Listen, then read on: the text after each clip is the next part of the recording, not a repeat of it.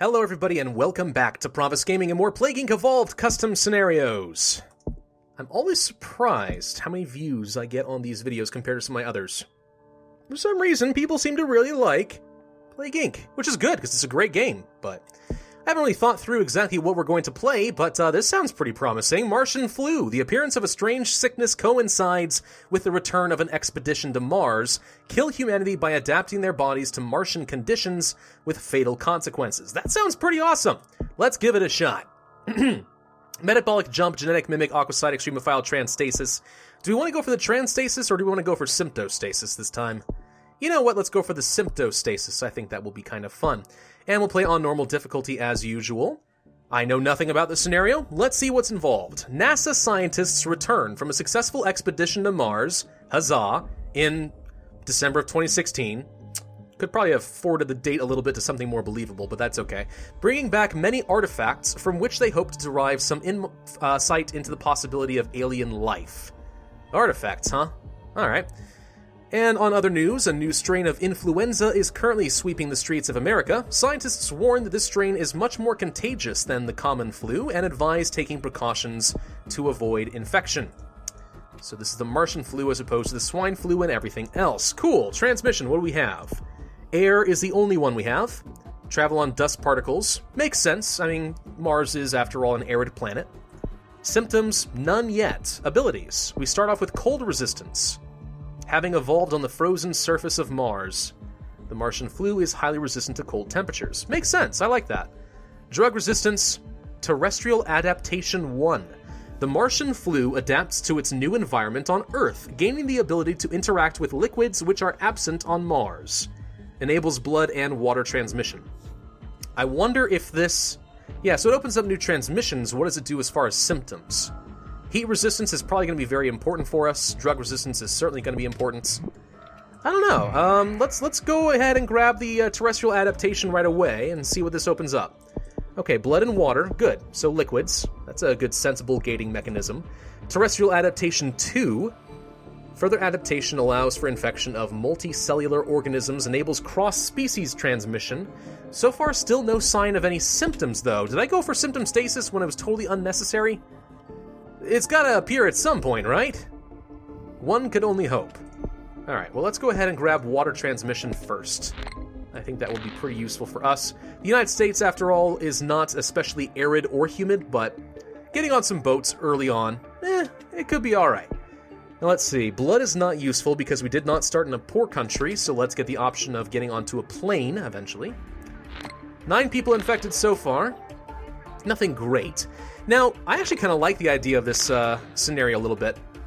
You know, it's kind of like a reverse War of the World scenario, where the aliens invade Earth and die from bacteria. Well, in this case, we are explorers and we bring back death.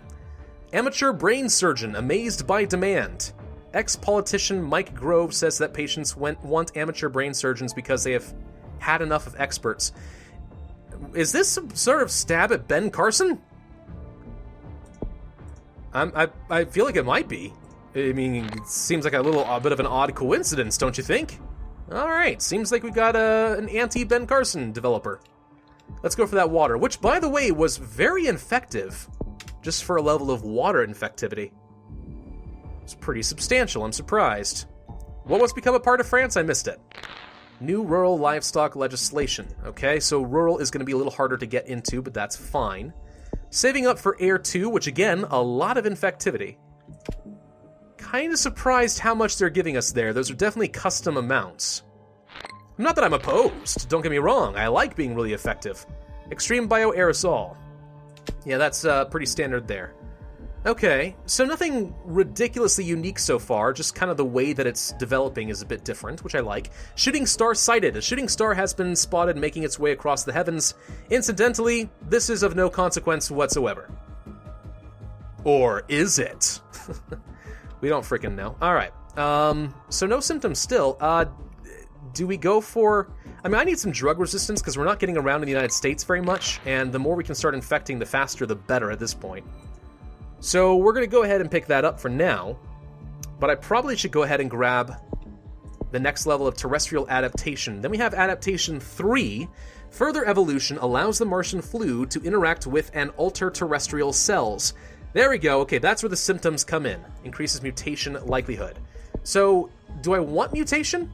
Because that might actually be a bad thing depending on if they go down the lethal route immediately. It might actually be better to hold off and let no mutation become a factor. As long as I want to. Go for some birds or something instead. Maybe. I'm not going to go for the livestock. I don't feel like we're going to get very far because of the RNG event that we had, but birds are always pretty good. You know? Fly, my pretties, fly! Yeah. I feel kind of bad about that one, actually. That was a bad joke. Wizard of Oz. Actually, I haven't seen that movie in years. Only interactivity I've had with the Wizard of Oz recently was for the creation of last video's thumbnail, which is pretty fun. Alright, let's go ahead and grab birds so we can get a little bit of land transmission. That should get us around a heck of a lot faster. Now we're getting into Europe. There we go, making progress. This is what I wanted to see. Look at the planes go! The United States travels to many places, it turns out, including New Zealand and Iceland. Okay, I like this. We're going to get around in the cold countries very rapidly. Maybe we should grab at least one level of heat resistance real quick, just so we can spread faster in places like Africa. But the good news is, most of the really wealthy places that can work on the cure are in Europe and the United States and Canada, and those are either cold or humid most of the time. So being really good at water transmission and cold resistance is almost always a path to success. Okay, do we want to go for more birds? I mean, that is a lot of infectivity, but I think insects actually is going to be better, because that's almost like having a level of heat resistance and the infectivity for free. So that's pretty good in my book. Pretty darn good. Meteor Strike. Well, now the stuff flying around the Earth isn't so inconsequential, now is it? Reports are coming in that a meteor has just struck Earth. Although most of the space rock was burned up upon entry, a sizable chunk survived the journey to create a huge crater somewhere in the countryside of... Where? Are people dead? Well, then what do we care?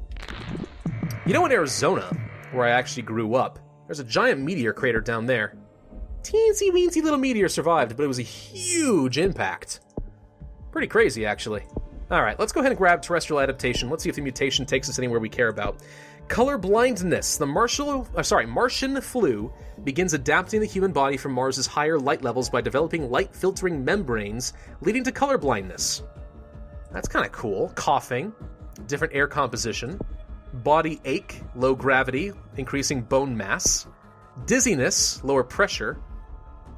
I'm not exactly sure how you can mutate someone to have lower pressure, but that's interesting. And sweating. This is actually really clever.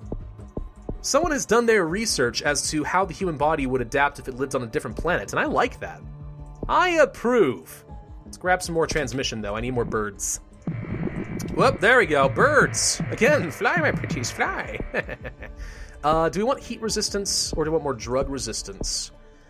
What's more likely to get me around to Greenland and stuff? Actually, I could use some rodents. That's almost like getting a level of drug resistance because urban areas are often wealthy. Possibility of alien life.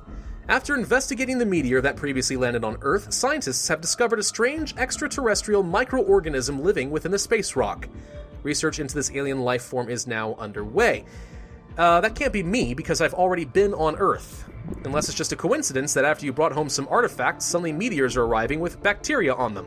Germany starts work on a cure for the Martians. Oh, you bunch of xenophobes! Or something, I don't know. Symptoms, do we want to go for that now?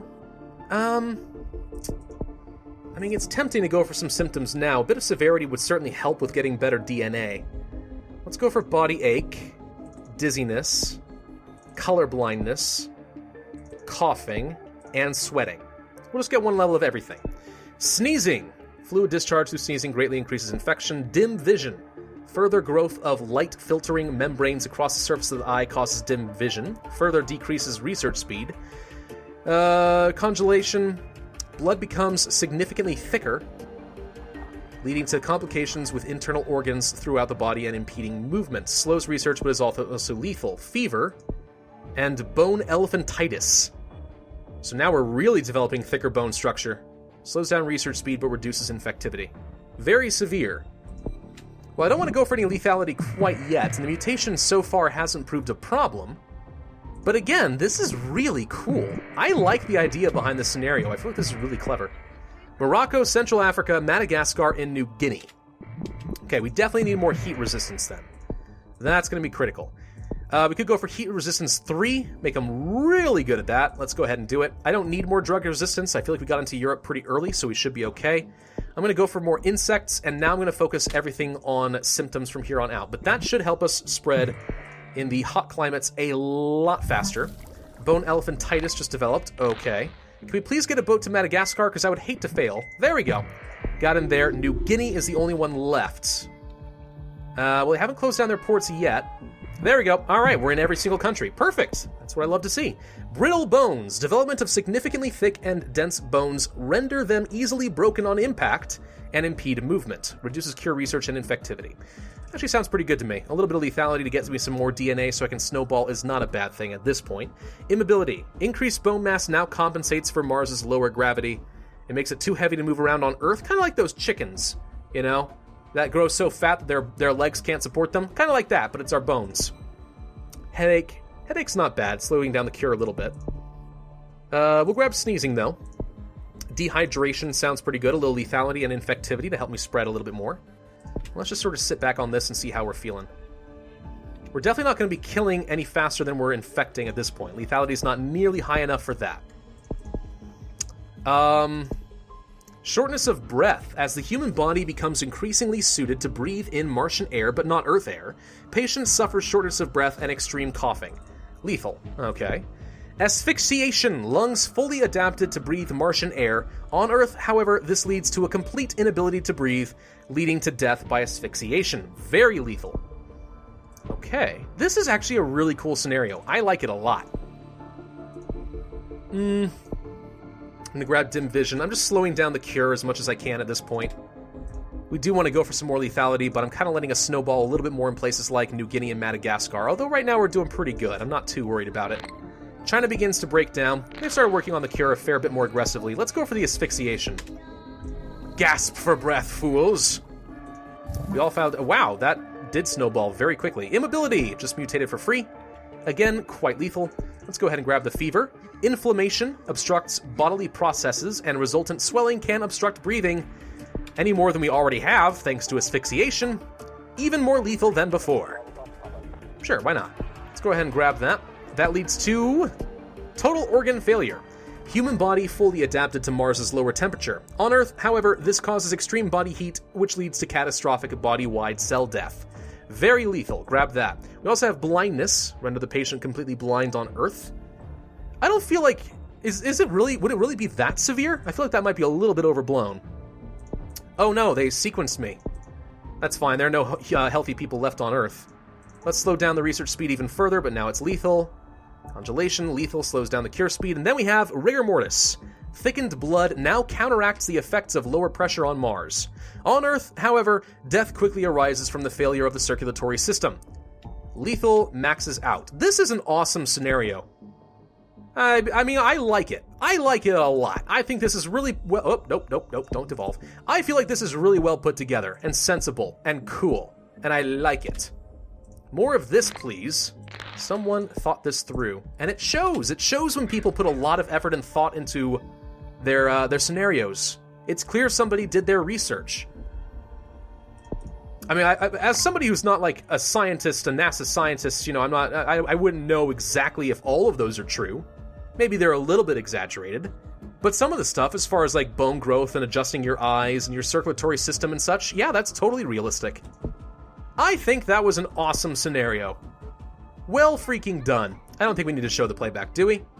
Somebody always gets upset when I don't, but I'm not gonna this time. Yeah, I absolutely recommend that. Great scenario. Who did this one? Exeter. You did a good job, sir. I am pleased. I want more scenarios like this. Clever, educational in a way, and you know what? Strangely, kind of hypothetical. I mean, it's almost plausible, right? I mean, I don't really think that there's much incentive for a bacteria to, for one, survive the trip from Mars to Earth, and then two, mutate us in ways that are not advantageous to our surroundings, but who knows? I think that was an awesome idea, and I hope you guys did too. Be sure to hit that like button if you enjoyed this video, leave a comment with your suggestions of other scenarios that I could try, knowing what I like, and of course, subscribe for my future content. My name has been Pravus, and I, as always, will see you guys next time.